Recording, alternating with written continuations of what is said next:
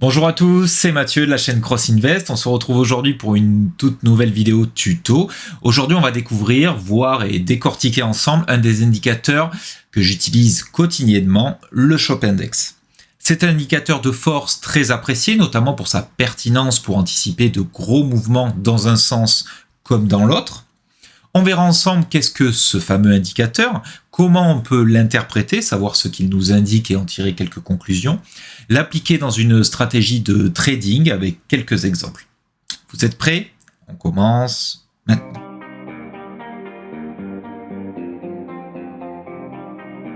Alors qu'est-ce que le Shoppiness Index? Un peu d'histoire, il a été créé par un trader australien, principalement trader de stock, qui s'appelle E.W. Drace. Le Shop, il fait partie des indicateurs de force ou de turbulence, on peut dire aussi également. Il est dans la majeure partie des cas fiable et va nous permettre de déterminer si un marché il va être plutôt agité ou non, et donc pouvoir en conclure une tendance.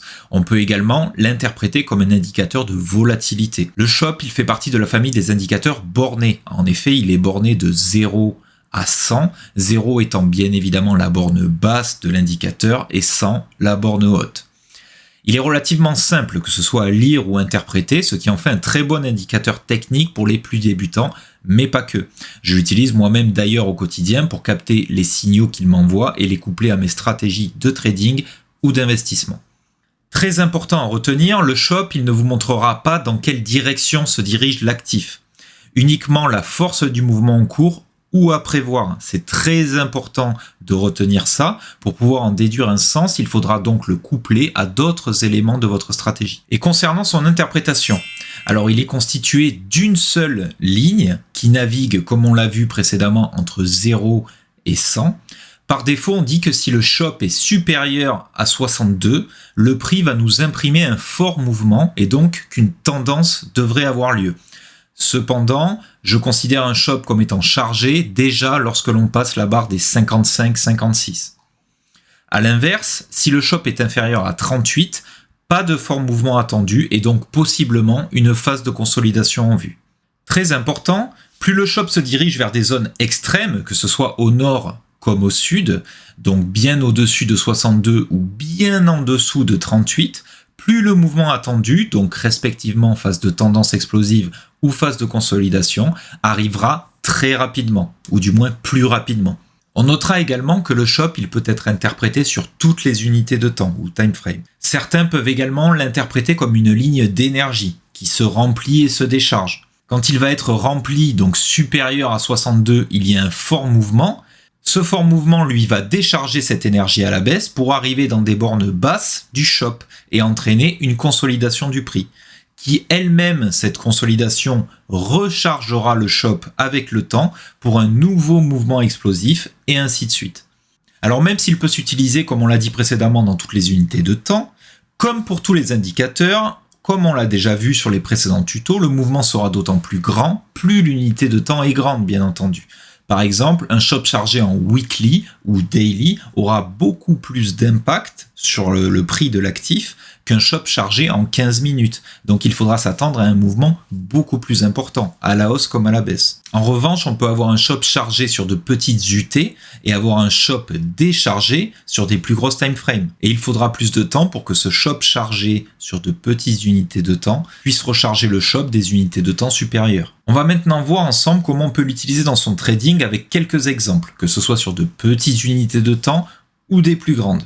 Certains day traders d'ailleurs ne se basent que sur des actifs ayant des shops chargés sur des petites unités de temps, tout simplement pour pouvoir saisir l'impulsion que va imprimer le prix de l'actif, qu'elle soit baissière ou haussière. On se retrouve donc naturellement sur TradingView pour que je puisse vous montrer sur les graphiques comment lire et interpréter le Shop. Je me suis mis ici volontairement en 15 minutes et on verra différentes unités de temps. Le fonctionnement de toute façon est sensiblement le même, juste vous verrez que le mouvement est plus important en fonction de l'unité de temps. Qu'est-ce que je vais vous faire pointer du doigt à cet endroit? Ici on a un Shop qui est relativement chargé, qui est à la frontière des 60-61. Qu'est-ce que le prix a fait? Il est descendu et il a chuté. C'est pour ça que c'est très important, comme je vous l'ai précisé au début de la vidéo, le shop ne vous montrera pas le sens, mais uniquement l'importance du mouvement, que ce soit à la hausse comme à la baisse. Là, le premier exemple, c'est un exemple à la baisse. Une fois que le prix a baissé, on voit que le shop il est complètement déchargé et il a besoin donc du coup de se recharger. Et donc on rentre en phase de consolidation. L'actif il navigue. Ici nous avons un pic de shop donc qui est venu chercher les 65 quasiment. Et qu'est-ce que fait le prix? Il explose à la hausse, donc fort mouvement explosif.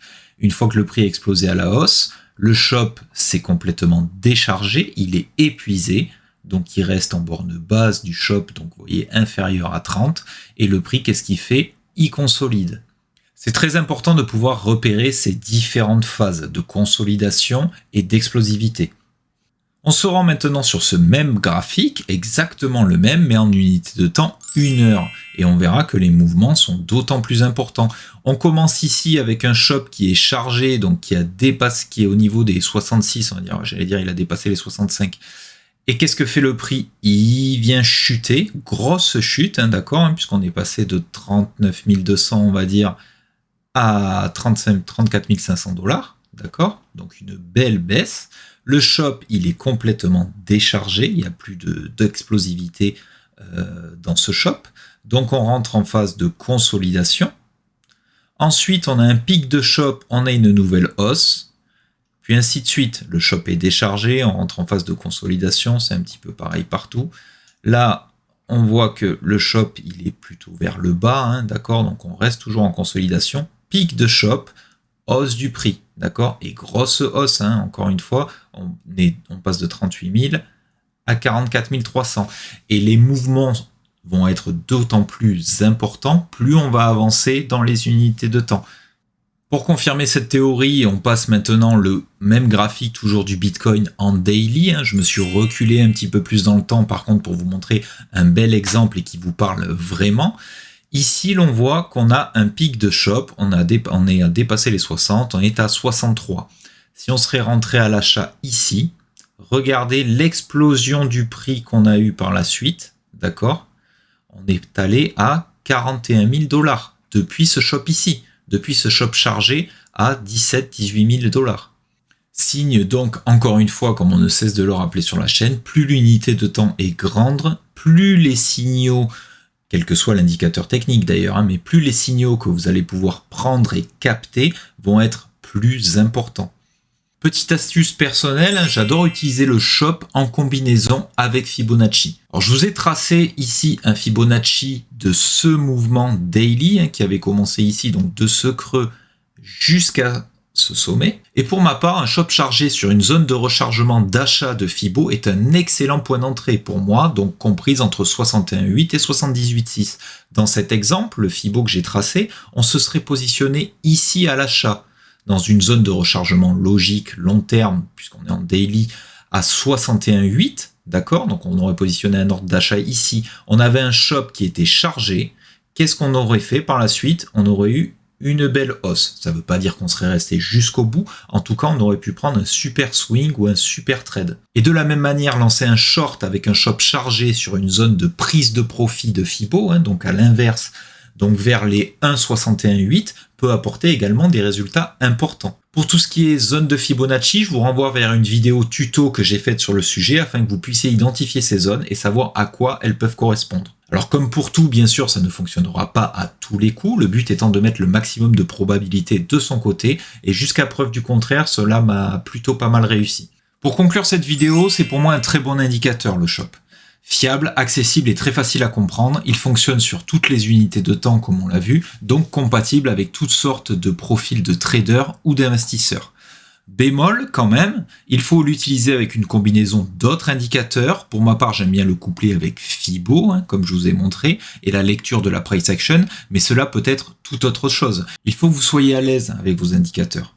Et en tout cas, ce qui fonctionne pour moi, c'est de ne pas surcharger mes graphiques, afin d'avoir une lecture la plus fluide possible. En un coup d'œil, j'ai mes graphiques qui sont quadrillés et ça me permet de pouvoir agir rapidement si vraiment il y en a besoin. Également important à faire remarquer, lorsqu'un fort mouvement a eu lieu suite à un shop chargé, que ce soit la hausse comme à la baisse, le mouvement peut très bien continuer, même avec un shop déchargé.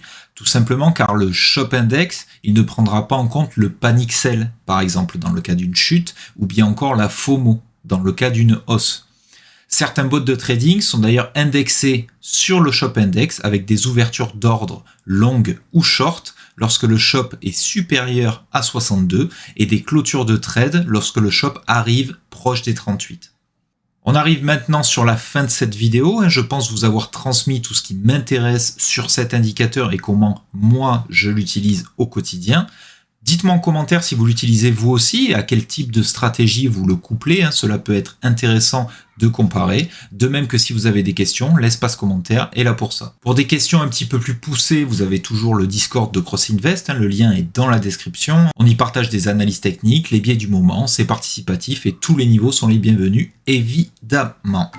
Je vous laisse là-dessus, mais jamais trop longtemps. On se retrouve rapidement sur les réseaux sociaux. C'était Mathieu. Bon courage, à plus.